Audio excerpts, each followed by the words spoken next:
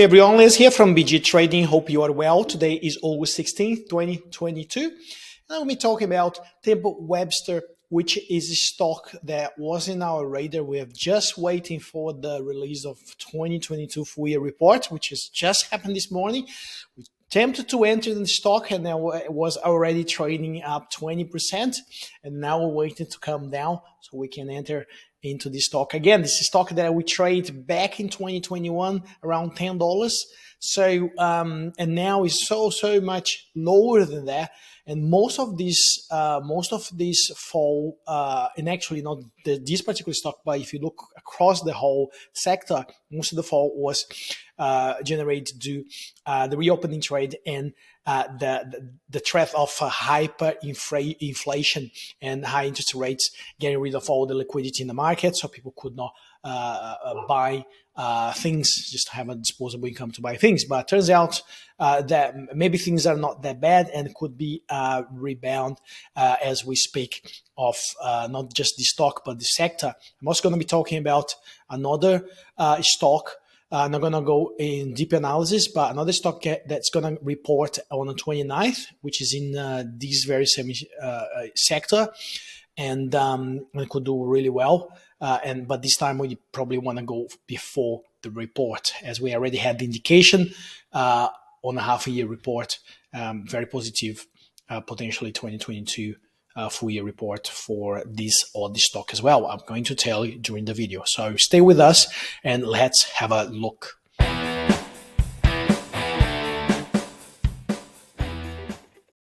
Just want to remind you, this is not a financial advice. It's just us from BG Trading, sharing with you how we apply our strategies to know when to buy and when to sell stocks, how we set up targets, stop losses, and much more all in this channel. So if you like, please share this video with someone that you believe could be interested. And if you want to just subscribe the channel and we get our notifications all the time. So let's jump straight into this. Let's start with the stock price today because I want to change a little bit. I'm going to talk about stock price and then I'll talk about a little bit about the fundamentals of Webster and then why it could be a good upside in this stock. Now, if you look at this, if you have held this stock for a year, you would be down about 65%, which is obviously will be a frustration. Obviously, if you use a strategy, if you use our strategy, for example, you would be buying the stock anywhere but selling at the bullish intersection. So you don't want to hold the stock after the bearish intersection. I've said bullish intersection. Apologies for that.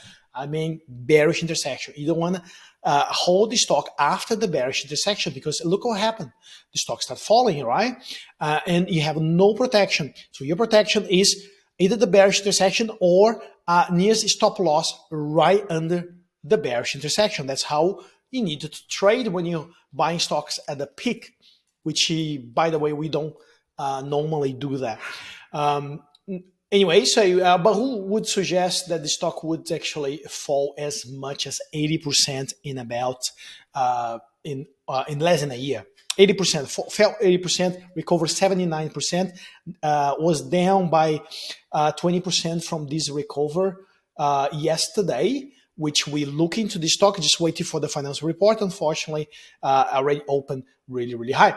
Now, let's using our indicators. I'm going to come up with something a little bit different. You probably already noticed that, but what I want to mention here is, you see the pink line? The pink line means the simple moving average of 250 days. That's our long-term guidance. That's our long-term line that tells us whether the stock is technically cheap or technically overpriced. And if it's technically overpriced, we have to have countermeasures to ensure that we end up buying with protection. If it's technically discounted price and the fundamentals are backing up a potential growth or is actually growing from what was at the highest point, then obviously it's not a brainer that sooner or later money will come back to the company and money will come back to the sector. And that's what I believe is going to happen in the next 3 to 6 months. And now it's just a beginning of a rally based on FY 22 report by the company. Now, I have put together an analysis this morning for Temple Webster. If you don't know, Temple Webster is an online business that retails furniture and homeware. If you look into financials of this company, you will see that the company is actually being doing reasonably well. And it's a little bit down in terms of what actually trade back in 2022 in terms of margin and stuff. But there was a massive hype on the back of lockdowns. But now there's no lockdowns. There's high interest rates, and the stock price is down by 70% still. The company has improved, and I think there is a great upside, and we could see the stock trading around over $8 in a very short time, as long as there is no further hike on inflations, and if inflation really is under control, which we have the first indication by early this month, CPI released in the US. We want to see what happened in Australia, obviously, but everything there. We have this cascade effect from US. So if things are good, there will be a bright future for this type of stock. Now, the second one I want to talk about, and then obviously here, if you want to have access to these analysis, I'm going to share in our Facebook community. Buy, grow, sell strategy for share traders. If you are not in this community yet, guys, just take a look. Buy, grow, sell strategy for share traders is on the Facebook. It's a free access. You don't have to be a member, and we post a lot of great quality content, calendar of what's happening with when we do the financial reports for every stock. We ask members to put some stocks they want us to take a look. And sometimes we provide full analysis like we're doing now with Temple Webster for the members. Also, you can have a little bit idea of our latest results of stocks that we bought, and we lock profits. So yeah, all this in this group. So really worth it taking a look. But back into this. It's still technically discounted from the long term from the long term SMA. Which suggests that ideally what we want to be doing is buying at the SMA 40 and or below at technically a fair or discounted price. But in this case, we have a squeeze here of the 2 SMA coming around, and obviously now we have a confirmation of the fundamental part of the stock. Now, another company that is interested and I think going to do well and is technically pretty reasonably discounted still is Kogan. Kogan has came up with a good half-year report, and we might see the same movement on the 29th when the company actually will release the full-year report. So if you can see what happened with Kogan, Kogan actually went up from this bullish intersection here. And by the way, we didn't trade this. So we love to have trade this, but we didn't. We did other stocks though, but not Kogan. But we've been watching what's happening with Kogan and all the stocks on the sector. Yes, went up 95% in on this latest rally. There you saw a lot of stocks, and now it's down about 18%. From the latest peak, but it's still for us, as I say, that's what when we gotta be careful, because it's still at technically like FOMO area in the short term. And again, like I just remind you guys what FOMO means. FOMO area for us, for our strategy, not talking about generally, but for our strategy, BG trading, we avoid buying when the stock is trading above 10% of the SMA. And in this case, as you can see, Kogan was trading above 10% SMA at the moment, and Temple Webster this morning before the market opened is actually trading at the buying area, which we missed out. We missed out, unfortunately. But what can we do? So I was trading about 9%, 9.5% above the SMA.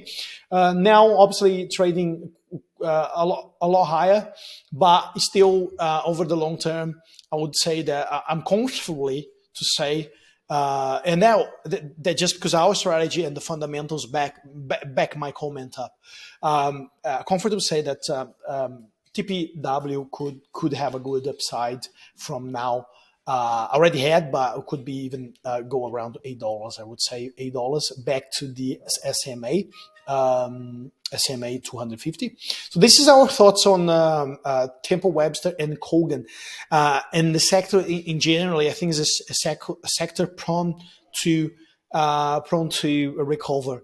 And obviously, one of the key facts for recovery, as has mentioned to our VIP members this morning, is improved supply chain, as indicated during the second half of 2022 and 2023. And then we have even the CEO of JB Hi-Fi saying that the first time in a few years they actually start having an easing on supply chain costs, and also potential for interest rates to be cut in 2023 if inflation is contained. That's the ideal situation. We really want that to happen. If it doesn't happen, obviously we still have a little bit more pressure. But even though I suspect we at the moment at the bottom of the cycle. Also,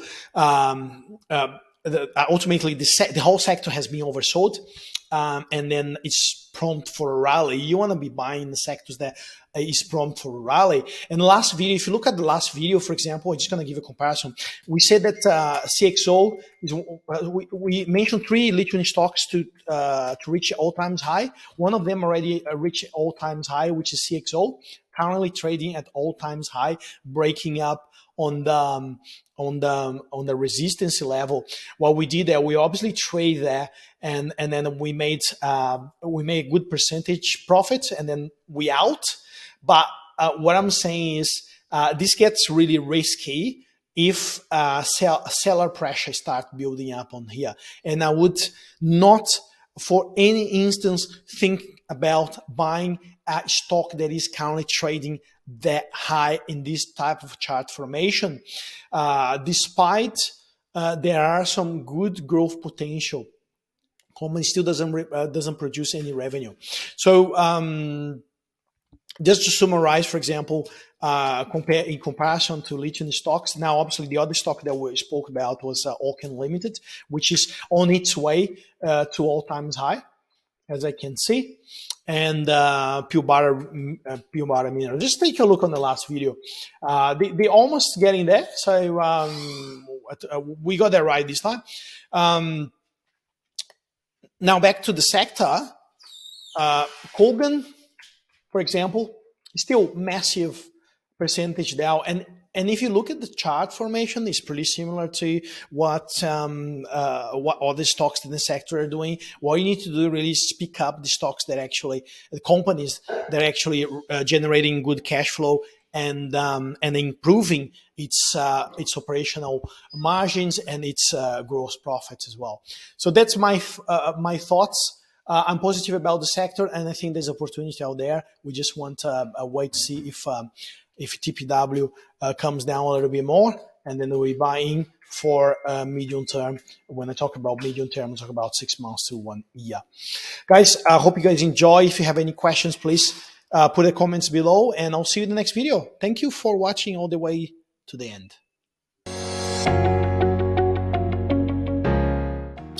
The whole idea when we designed BG Trading BGS20 strategy was to use only a set number of indicators to make it simple and clear to understand, and to be able to apply our KPIs very easily and very effectively. So you don't have to be any Wall Street smart person to be able to apply those strategies.